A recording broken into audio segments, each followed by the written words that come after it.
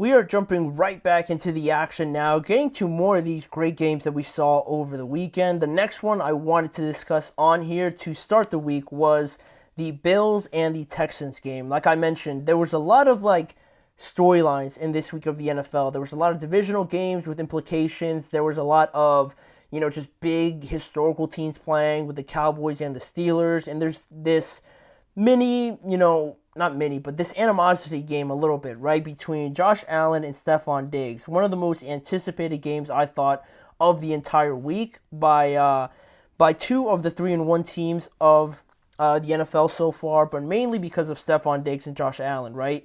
It came down to the wire, but ultimately it was Houston that won it 23-20 with a last-second field goal there by Kaimi Fairbairn, making a couple tough kicks, I will say, as well.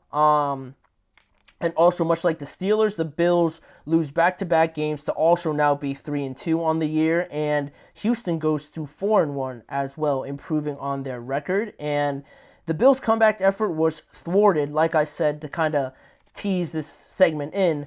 It was thwarted by themselves, right? They got in their own way, I thought, and really, I know it's kind of hard to place it on one event that happened in an entire football game, right? But it really feels almost hard not to do that with just how the coaching and the decision making was panned out there towards the end. And I'm going to get to that as I go through the segment and talking about the performances, because we had some pretty good performances. And I say pretty good just because when I say very well or really good, I mean trying to include both quarterbacks in here, right? And I think we only got one in this game where, we looked at Lamar and Joe Burrow. Both of those guys had great performances. And while here, it was more so CJ Stroud kind of pulling the strings a little bit, mostly for the Houston Texans. Stroud on the day, 28 of 38, 331 yards, 1 touchdown, and an interception. Stephon Diggs on this day had 6 receptions for 82 yards. And Nico Collins, only 2 receptions for 78 yards and had that touchdown in the I want to say in the first quarter, I'm pretty sure, but that ultimately ended up being the last play of his day because he wasn't able to return because of a hamstring injury. So, it was unfortunate because he got off to such a great start. And maybe the Texans win more comfortably if he's in there. We'll never know. But still, they were in good positions to win this game. And then on the other side, not as eye-catching, right? Because Josh Allen had another bad performance, 9 of 30. For 131 yards and 1 touchdown. James Cook on the other side of it, he had 20 carries for 82 rushing yards and a touchdown as well. But the receivers, again, are something to point to, just because last week we saw it against the Ravens in Baltimore. All right, you're in a hostile environment. This is your first real test, right, in the Baltimore Ravens, so you get smoked on the road. Now you have another road game, and you have no Khalil Shakir. For as good as Khalil Shakir is, right, for him to make that big of a difference is it might seem unreasonable for some people, right? Because Khalil Shakir, to some people, they might not have even known who that was, but he is clearly their best receiver, a guy that Josh Allen has a lot of confidence in, and he wasn't able to play in this game. But with that being said, no wide receiver on the Bills had over 2 receptions, and Keon Coleman had only 1 catch the entire day, and it was that long touchdown reception that he had. And then no other receiver had more than 2 receptions at all. And I think that's a problem. I think that's a problem for as good as James Cook is. It always feels like there's something, right? When you have great performances by your running game from one team, like the Bills do with James Cook, there's the opposite situation where maybe a team like the Steelers or something has a quote-unquote decent run game, but their passing game is just abysmal, or other teams that I just can't think of right now, but you get my point. I think it's starting to really show for the Bills now, and not to say that they're done or anything like that, but it is now kind of something to take note of, right? All right, this is back-to-back games now where Josh hasn't looked great. Maybe it's Josh, maybe it's his decision-making, or a lot of people critique him for, just trying to do too much, or maybe just the guys around him aren't getting open as much, or just not really capable yet, or just do it on their own to beat man coverage and go make a tough catch. You got that with Stephon Diggs, obviously, and he's not there. But talking about what happened in the game and getting to that big moment, we look at the first half and how Buffalo had 6 drives in that first half, and only one of them ended up in points, which was a field goal. The other 5 possessions were 5 punts by Sam Martin and the Buffalo Bills, while Houston also had not the smoothest of first halves, but they also had a couple field goals in there. But they tacked on 2 touchdowns right out of the gate early on to take command of this game, and then they took that lead into the half, leading 17-3 in what you maybe would have started to believe that it was going to be a pretty easy game for the Houston Texans. But Buffalo, to their credit for the critique I have of them maybe not having the weapons available to mount such a comeback, they did just that in the second half with 2 touchdown drives in their first 2 drives. And while Houston only got a field goal in their first 2 drives, now the score is 17-20. The Bills go on a 14-3 run, and they're within 3 points now, right? Now you're thinking, like, maybe the Bills could pull something like this off. It would really be a big statement win after the showing that they had last week. But then we get also, we get to a point where I have to give credit to the Bills as well for a great job on defense, for producing those 2 turnovers, an interception, and then the following drive, producing a fumble off of CJ Stroud as well. But for as those turnovers go, to only get 3 points out of it is feels like a missed opportunity, right? For as close as this game was, maybe getting some more. Obviously, you won't know how the game ends, but capitalizing on those mistakes, especially when you were down 17-3 in this game at the half, you just got to have those plays. At least that's how I always think as a fan, right? When you lose a game by 3, you always think back to those moments and think how, there needs to be more urgency there, that you need points there. In a game where you were missing a great player, one of your top receivers, and you were down by so much, you need to get something out of that drive. For the Bills to get only 3 points feels like a missed opportunity, but the moment we have to talk about here came when there was 30 seconds left in this game, and the Bills had the ball on their own 3-yard line. It was 20-20 at this point because they got those 3 points, right, like I said, off of the turnovers. They got the ball here. On your 3-yard line, you're thinking with 30 seconds left, you're not going to drive down the field in 30 seconds, right? You're not probably going to get a field goal either. So, with and how most teams would think in that situation, you're not giving up. You're not like just throwing that drive away, but you got to be smart here, right? You're at the 3-yard line.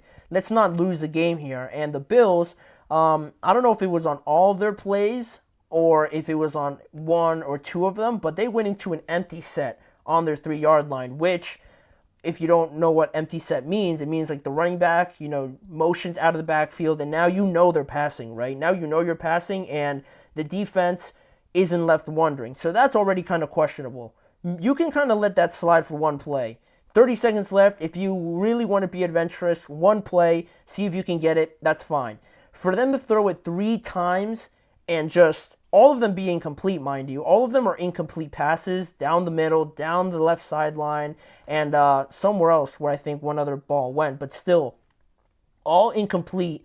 30 seconds left in this game, and they only managed to tack off 16 seconds, where if you throw it once and you think, all right, let's just not do this. We still have overtime. Let's run it here, and we could maybe get the ball in the first possession of overtime. But to consistently insist on throwing it 3 different times, you only take off 16 seconds, and you don't gain any yardage moving forward. So now you have to punt it, right? And you're thinking 16 seconds, maybe that's not so bad.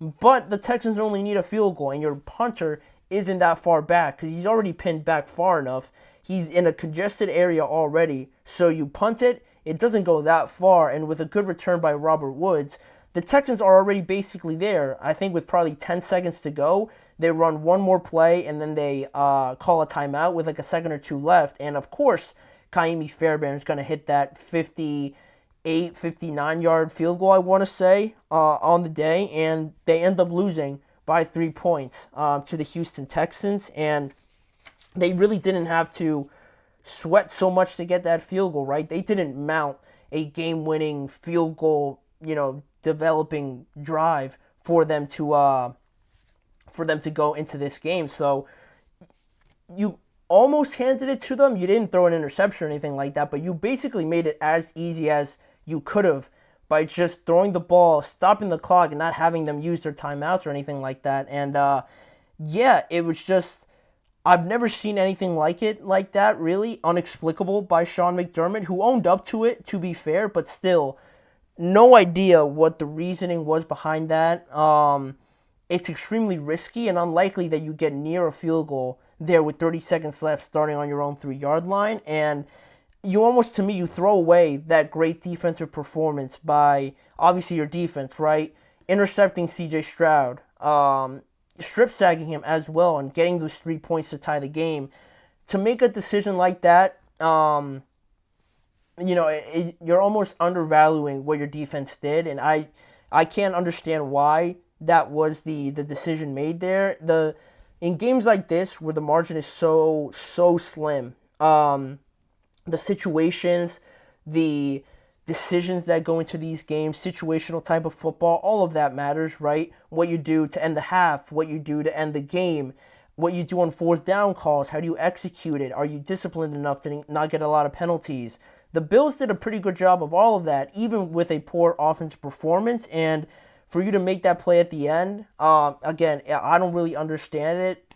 It's a game that you probably shouldn't have really been in, honestly, but you were there, and then you kind of threw it away. That's what's really disappointing of this entire thing, I thought. And you look at Josh Allen, he's going to be the story, or one of the main ones, just because he was 30% completion percentage for Josh Allen in back-to-back games where the offense and himself have not really been able to turn the production on compared to the first 3 weeks. The last two haven't really been there, so that's a little bit concerning. But credit to Houston's defense, obviously, for pressuring Allen a lot and the coverage that they had on their receivers. But still, it feels like a missed opportunity for the Bills. And to me, just here on the Texans, just to close it out, I am just even more encouraged when Joe Mixon comes back. They're able to be 4-1 right now, but for as good as they look, and CJ Stroud just putting up 300-yard performances like it's nothing,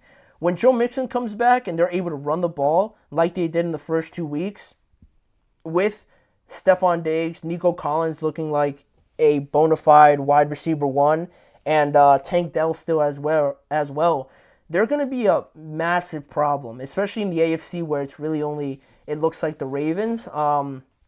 For the Texans, they'll be able to run the ball like they have and pass it whenever they want to. That's going to be scary. And for them to be 4-1 now, when Joe Mixon comes back, watch out, because they're going to be very, very good. And they're still very young, so they're going to make mistakes, but they're going to grow off of that as well. So the Texans get a much-needed win, but the Bills, I'm sure, are lamenting those decisions that they made at the end of the game. But speaking of games, obviously the one coming up tonight, Monday Night Football, the Saints taking on the Kansas City Chiefs. We're going to preview that after this break, talking about the matchups, my predictions, and the injury news leading up into the kickoff at 8:15. So stay tuned for that. We'll be right back in just a few moments.